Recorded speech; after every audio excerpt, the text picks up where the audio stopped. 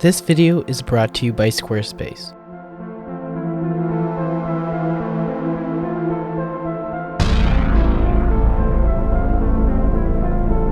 At a 112.5mm full-frame equivalent focal length, it's an oddball in the Fujifilm lineup, but I'm confident it's going to take the Fujifilm world by storm.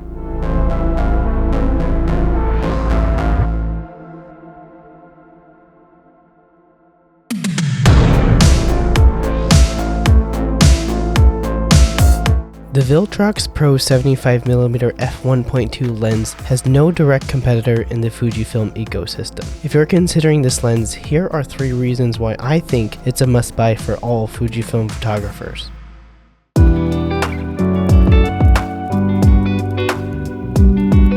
If you're looking for a budget telephoto lens that gives you maximum bokeh and low light capability, I can confidently say that this lens is unmatched at this price point. At $549 US, it's $150 less than the original 56mm 1.2R, $450 less than the new 56mm 1.2 WR, $950 less than the 50mm f1.0, and $250 less than the 90mm f2. It fills a unique gap that's longer than the 50mm primes and with a larger aperture than the 90mm f2 and the previous Viltrox 85mm f1.8 for all those low light situations.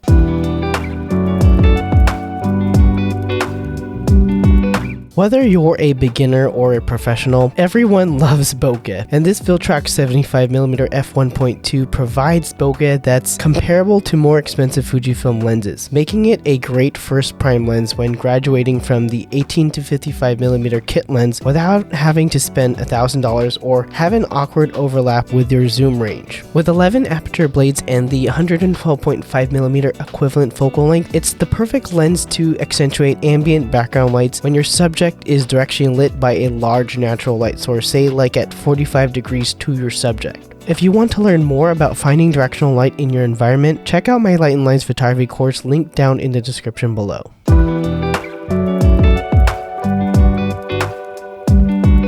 Third-party lenses are known for sacrificing a bit in the image quality department in order to keep the price more budget-friendly. I'm confident to say that the Viltrox Pro 75mm prime is extremely sharp corner to corner, even when wide open with minimal chromatic aberration or color fringing. And having tested this lens solely on the Fujifilm X-T5, I can confidently confirm that it performs very well on the new high-resolution X-Trans 5 sensors. It's so sharp that I've been using the digital teleconverter feature that's on the X-T5 to punch in 2 times with no noticeable image quality loss. If you want to see more image samples closer up, head on over to my website to check out the companion blog post for this video.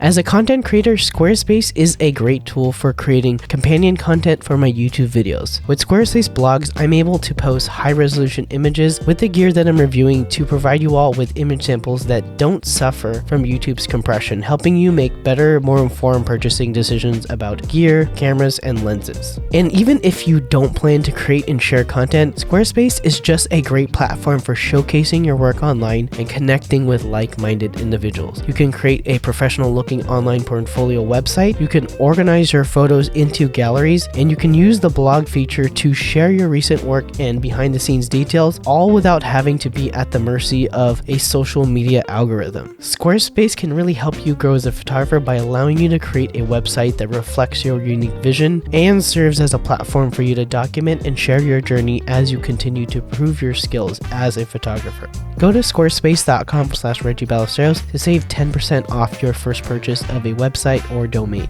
And with that said, let's compare this Viltrox 75mm 1.2 lens to its competition.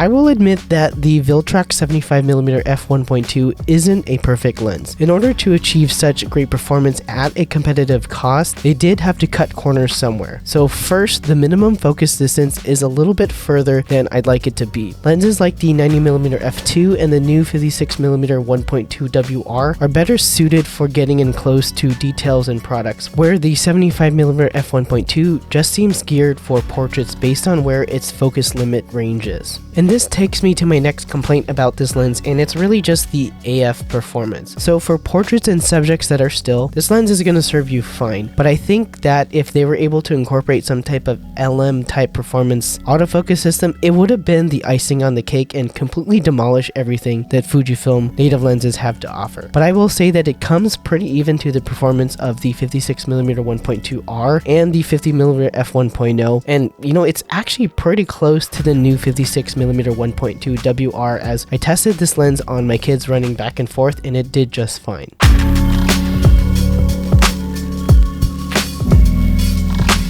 If you're looking specifically for a budget 85mm equivalent with a f1.2 aperture, I'd pick the original 56mm f1.2R. With that said, it does have an awkward overlap and redundancy with the range of the 18 to 55mm kit lens. So if you are new to Fujifilm or photography and you're considering getting your first prime lens and you're really just craving that shallow depth of field bokeh effect, I'd actually recommend getting the Viltrox 75mm f1.2 instead to extend your range, get that bokeh, and then also save a few extra dollars. In comparison to the new 56mm f1.2 WR, the Viltrox 75mm wins out on price, longer reach, and more compression. The sharpness between the two lenses actually seems to be fairly close, but I haven't really closely compared the images on the computer between the two zoomed in all the way. In good light, the autofocus is pretty evenly matched between the two lenses, and in low light is where the differences start to show, as the 56mm 1.2 WR tends to do a bit better, especially when needing to autofocus close to the minimum focus distance of the lens. If you're someone who's like me who likes to do close focus photography, the 56mm